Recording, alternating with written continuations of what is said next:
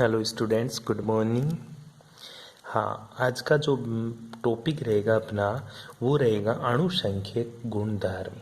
क्या है जी? अणुसंख्यक गुणधर्म। अच्छा गुरुजी, इंग्लिश में क्या बोलेंगे इसको, अणुसंख्यक गुणधर्म को? इंग्लिश में बेटा इसका नाम होता है कोलिगेटिव प्रॉपर्टीज। Colligative properties. अच्छा जी,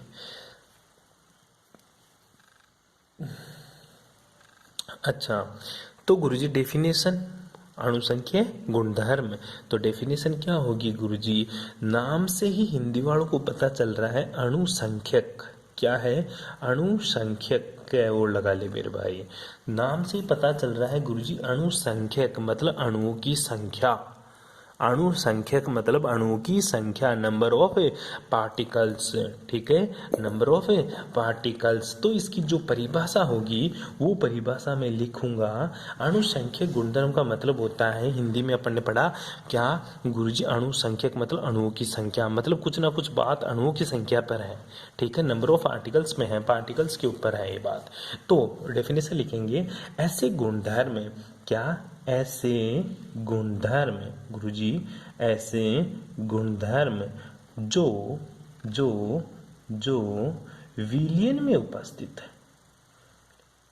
जो विलयन में उपस्थित है अणुओं की संख्या पर, जो विलयन में उपस्थित है अणुओं या कणों, अणुओं या कणों की संख्या, कणों की संख्या पर निर्भर करते हैं, अणुओं की संख्या या कणों की संख्या पर निर्भर करते हैं न कि विलयन की प्रकृति पर, विलयन की प्रकृति पर।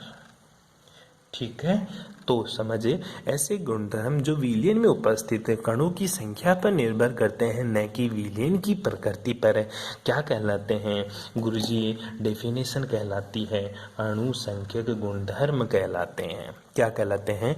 अणुसंख्यक गुणधर्म। ऐसी प्रॉपर्टीज जो सॉल्यूशन में उपस्थित है या सॉल्यूशन में प्रेजेंट है नंबर ऑफ पार्टिकल्स पर निर्भर करे, नंबर ऑफ पार्टिकल्स के ऊपर डिपेंड करें। ठीक है, which properties that are depend on the number of particles in a solution doesn't depend on nature of solution is called colligative properties. ठीक है, इसमें कोई दिक्कत नहीं होनी चाहिए डेफिनेशन में। अब गुरुजी, कॉलिगेटिव प्रॉपर्टीज होती है, इसके जो गुण क्या होती है, इसके जो विशेषताएं होती है वो क्या होती है? तो क्या है इसकी विशेषताएं? ठीक है, कोलिगेटिव प्रॉपर्टीज की विशेषताएं, स्पेसिफिक प्रॉपर्टीज क्या है इसकी? ठीक है, पहली जो इसकी प्रॉपर्टीज है वो प्रॉपर्टीज ये है मेरे भाई, केवल और केवल गुरुजी ये विलयन में कणों की संख्या पर निर्भर करता है, कणों की संख्या पर निर्भर करती है। जो कोलिगेटिव प्रॉपर्टीज होती हैं ये कणों की संख्या पर ही निर्भर करती है और किसी के ऊपर निर्भर नहीं करती। That's colligative properties are depend only on number of particles. Second जो बात है इसकी, वो बात ये है गुरुजी, इसकी जो विशेषता है ये विशेषता होगी ये तनु विलयनों पर लागू होते हैं। ये किस पे लागू होते हैं? तनु विलयनों पर, विलयनों पर लागू होते हैं। कौन सी विलयनों पर?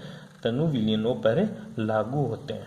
ठीक है, जो कॉलिगेटिव प्रॉपर्टीज है ना ये डिपेंड करती है, पहले बात तो नंबर ऑफ पार्टिकल्स, दूसरा ये अप्लाई होती है केवल और केवल डाइल्यूट सॉल्यूशन के ऊपर अप्लाई होती है। तीसरी जो बात करेंगे वो बड़ी इंटरेस्टिंग है, इनकी सहायता से क्या कर सकते हैं अपन गुरुजी? कॉलिगेटिव प्रॉपर्टीज की सहायता से विलय का, क्या विलय का मोलर द्रव्यमान, विलय का मोलर द्रव्यमान ज्ञात कर सकते हैं, ज्ञात कर सकते हैं। ये बड़ी इंटरेस्टिंग बात है।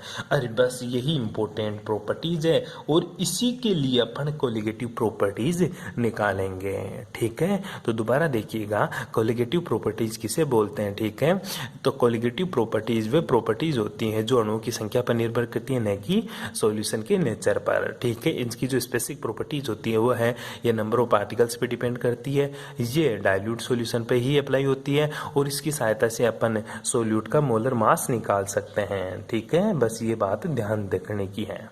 अब बात आती है गुरुजी कोलिगेटिव प्रॉपर्टीज के टाइप। ठीक है, तो मैं बात करता हूँ टाइप ऑफ कोलिगेटिव प्रॉपर्टीज। ठीक है, बड़ी इंटरेस्टिंग है, इसकी कहानी बड़ी इंटरेस्टिंग है। कैसे इंटरेस्टिंग है? Type of colligative properties. पहली बात है तो कितने टाइप की होती हैं, आओ लिखते हैं नाम। पहली जो इसकी कोलिगेटिव प्रॉपर्टीज हैं वो बड़ी बात है। कौन सी है? वह है गुरुजी वाष्प दाब में आपेक्षिक अवनमन। क्या है? वाष्प दाब में आपेक्षिक अवनमन। वाष्प दाब में आपेक्षिक अवनमन। जो दूसरी इसकी, अच्छा इंग्लिश में, ठीक है, इंग्लिश में इसको बोलते हैं relative lowering in vapour pressure. क्या बोलेगा? Relative lowering in vapour pressure. ठीक है, दूसरी जो प्रॉपर्टीज होगी वो पढ़ेंगे मेरे भाई क्वथनांक उन्नयन। क्वथनांक यूनियन। ठीक है, अंग्रेजी में क्या बोलोगे? क्वथनांक यूनियन को इंग्लिश में बोल देंगे एलिवेशन। क्या बोलेगा? Elevation in boiling point. क्या बोलेंगे? Elevation in boiling point. इसी तरह जो तीसरी प्रॉपर्टीज होगी वो होगी हिमांक अवनमन। क्या बोलेगा? हिमांक अवनमन। कौन सी प्रॉपर्टी? हिमांक अवनमन। ठीक है, हिमांक अवनमन को क्या बोलते हैं गुरुजी? हिमांक अवनमन को बोलेंगे डिप्रेशन इन फ्रीजिंग पॉइंट। क्या बोलेगा? Depression in freezing point. क्या बोलेगा? Depression in freezing point. ठीक है, जो चौथी प्रॉपर्टीज है वो और भी इंटरेस्टिंग है। कौन सी? परासरण दाब। परासरण दाब। बायो वाले बच्चे खुश हो लिए होंगे, गुरुजी आती है तो। ठीक है, इंग्लिश में क्या बोलेंगे? Osmotic pressure. Osmotic pressure. एक ही तो अंग्रेजी में टर्म याद करी थी परासरण दाब के लिए, एसपीएम। बायो वाले खुश हो लिए। ठीक है जी, चलो एक एक पढ़ते हैं अपन तो। ठीक है, हेडिंग लगा लो पहली, वाष्प दाब में आपेक्षिक अवनमन। वाष्प दाब में आपेक्षिक अवनमन। ठीक है, लगाइएगा सभी। पहली है वाष्प दाब में आपेक्षिक अवनमन। ठीक है, करे बातें वाष्प दाब में आपेक्षिक अवनमन। दिखाते किसे? अंग्रेजी में तो तू लिख ही लियोगो relative lowering in vapour pressure.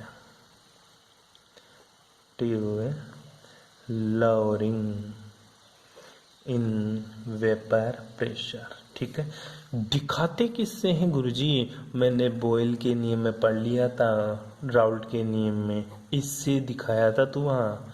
ठीक है, पी डेस माइनस का P S divided by P naught. P डेस माइनस का P S divided by P naught. ठीक है, वहाँ तूने लिख लिया था इसको। ठीक है, अब इसको देखने से पहले तेरे को डेफिनेशन आनी चाहिए गुरुजी, मुझे आनी चाहिए कि वाष्प दाब क्या होता है, जो मैंने आप लोगों को पहले पढ़ा दिया। तो मैं सीधा सा चीज़ों को स्किप करता हुआ सीधा ही आगे बढ़ता हूँ, क्योंकि मैंने राउल्ट नियम वाष्प दाब से रिलेटेड आपेक्षिक अवनमन वाला टॉपिक पढ़ा दिया था। तो मैं बहुत सारी चीज़ों को स्किप कर रहा हूँ। क्यों कर रहा हूँ? क्योंकि आपको नहीं लिखना, आपसे प्रूफ नहीं करवाएगा वहाँ पे। ठीक है, आपको सिर्फ डायरेक्ट लिखना है कि हम जानते हैं कि राउल्ट के नियमानुसार वाष्प दाब में आपेक्षिक अवनमन विलेय की मोल भिन्न के बराबर होता है। तो तू क्या लिखेगा? According to Raoult's law. ठीक है, राउल्ट्स के नियमानुसार जो वाष्प दाब में आपेक्षिक अवनमन, ठीक है, क्या वाष्प दाब में आपेक्षिक अवनमन is directly proportional to mole fraction. क्या लिखेगा? देख, relative lowering in vapour pressure according to Raoult's law, या ऐसे लिख लेना, we know that to according to Raoult's law the lowering in vapour pressure is directly proportional to mole fraction then P naught. ठीक है, वही simple सी बात करेंगे, क्या लिखेंगे, पी नोट। ठीक है, पी नोट है, पी नोट माइनस का P S divided by p naught is directly proportional to, या बराबर होता है, ठीक है, सॉरी बराबर होता है, वाष्प दाब अपेक्षित अनुमान किसके बराबर होता है, मोल बिन के बराबर होता है, प्रोपोर्शनल टू नहीं भाई। ठीक है, एक्स मोल फ्रैक्शन एक्स। ठीक है, कोई दिक्कत यहाँ तक है। ठीक है, मोल फ्रैक्शन के बराबर होता है। ठीक है, एक्स क्या होती है, मोल बिन। ए लगाएगा तो सोल्यूट की बात आ जाएगी, तो तू कुछ ही मत लगा, एक्स लिख दे डायरेक्टली। ठीक है, पी नोट माइनस का P s upon p naught equals to x, जहां पे पी नोट क्या है, विलय का शुद्ध अवस्था में वाष्प दाब, और पी एस क्या है, विलयन का वाष्प दाब, और एक्स क्या है, मोल बिन। ठीक है, पी नोट क्या है, विलय का शुद्ध अवस्था में वाष्प दाब। ठीक है, पी एस क्या है, विलयन का वाष्प दाब, एक्स क्या है, मोल फ्रैक्शन ऑफ ए सोल्यूट, या मोल ए लगा देगा तो सोल्यूट, ए लगा देगा तो सोल्यूट। ठीक है, तो ध्यान से दोबारा समझिए, अकॉर्डिंग टू राउल्स लॉ वाष्प दाब में आपेक्षिक अवनमन इक्वल्स टू मोल भिन्न, ठीक है, किसकी, विलेय की। अब लगा विलेय लगाते हैं, यहाँ पे क्या आ जाएगा, ए आ जाएगा, तो यहाँ पे भी क्या आ जाएगा, ए आ जाएगा। ठीक है, क्योंकि वाष्प दाब में आपेक्षिक अवनमन किसके बराबर होता है, विलेय की मोल भिन्न के बराबर होता है। याद कर, अपन ने दो वाष्प दाब में आपेक्षिक अवनमन पढ़े थे, याद आ रहा है कुछ। ठीक है, एक तो तेरा क्या था, जो घुलने वाला हो, ठीक है, एक क्या था, नहीं घुलने वाला। ठीक है, सॉलिड में था, आई बात समझ में, तो वो विलेय के ऊपर ही डिपेंड करता है। आगे की बातें करें, देखो। तो मैंने क्या बताया, जो वाष्प दाब में आपेक्षिक अवनमन पी नोट माइनस का P s upon p note, ये क्या होता है, विलेय की मोल बिन के बराबर होता है। क्या होता है, विलेय की मोल बिन के बराबर होता है। ठीक है, लेकिन तू जानता है, क्या जानता है, जो mole fraction of solute equals to होता है mole of solute divided by mole of solute plus mole of solvent. याद आ रहा कुछ। ठीक है, ये तू जानता ही है। Four dilute solution, for dilute solution, dilute solution मतलब अत्यधिक तनु विलयन करने पर। अत्यधिक तनु कब करेगा, तब तू उसमें क्या डाल देगा, गुरुजी मैं उसमें विलायक डाल दूं, खूब विलायक डाल दूं। विलायक क्या, पानी, विलायक क्या, पानी। तो तू क्या करेगा, number of mole of solvent is greater than number of mole of solute. ठीक है, अगर ये ज़्यादा हो जाएगा और ये कम हो जाएगा, तो तू क्या बोलेगा, गुरुजी क्या ही फर्क पड़ता है, जब तू Na प्लस NB को ये लिख दे, क्या, NB। ऐसा कैसे, मैं ये बोल रहा हूँ, एक समुंदर है, ठीक है, पानी का, प्रशांत महासागर में चला गया तू, एक बाल्टी चीनी लेके गया कि आज समुद्र की खारे पानी को मुझे मीठा करना है। तूने क्या किया, एक ट्रक नहीं 10 ट्रक, तू तो 20 ट्रक ले गया चीनी के भर के, ठीक है, समुद्र में ले जाके उड़ेल दिया। क्या समुद्र का पानी मीठा हो जाएगा, गुरुजी उसके तो कुछ ही ना फर्क पड़े, छोटा सा समुद्र थोड़ी है जो मीठा हो जाएगा। तो हुआ क्या, वहाँ पे जो Na है, चीनी, वो बहुत कम है NB, मतलब साल्ट से, जो साल्ट किसमें, समुद्र में, समुद्र के पानी NB। अगर ये ज़्यादा है तो इसको तो क्या कर सकता है, नेगलेक्ट कर सकता है। इसीलिए मैंने क्या लिखा, Na प्लस NB को मैं NB लिख दूँ तो भी कोई दिक्कत नहीं। ये जो चिन्ह है ना लहराते हुए, इसका मतलब होता है बराबर है, इसके लगभग बराबर मान सकते हैं अपन। क्यों, क्योंकि Na है ना वो बहुत कम रह गया अब। ठीक है, तो इस वैल्यू को मैं यहाँ पुट करूंगा, तो मेरा जो XA आएगा ना, ठीक है, वो किस में बदल जाएगा गुरुजी, वो बदल जाएगा Na डिवाइडेड बाई NB। क्यों, Na प्लस NB किस में कन्वर्ट हो गया, NB में। ठीक है, तो इस वैल्यू को वापस मैं यहाँ पुट करूंगा, तो मेरी इक्वेशन कैसे बदलती है, देखिएगा गुरुजी, पी नोट माइनस का P S divided by P naught. ठीक है, ये क्या हो लेगा गुरुजी, अब ये हो लेगा गुरुजी मेरा Na डिवाइडेड बाई NB।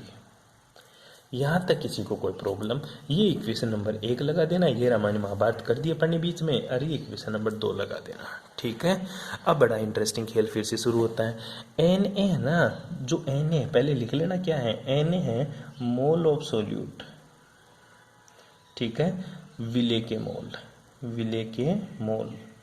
ठीक है, और जो NB होता है ना, वो होता है मोल ऑफ सॉल्वेंट, विलायक के मोल, विलायक के मोल। ठीक है, अब तू आजा कक्षा 11 में। कक्षा 11 में मैंने बताया था कि जो मोल कैसे निकालता है, given mass divided by molar mass. ठीक है, तो विलेय की ग्राम में मात्रा क्या लिखेगा, विलेय की मात्रा, विलेय की मात्रा, मात्रा, ठीक है, उसको मैं किससे दिखा दूंगा, WA से।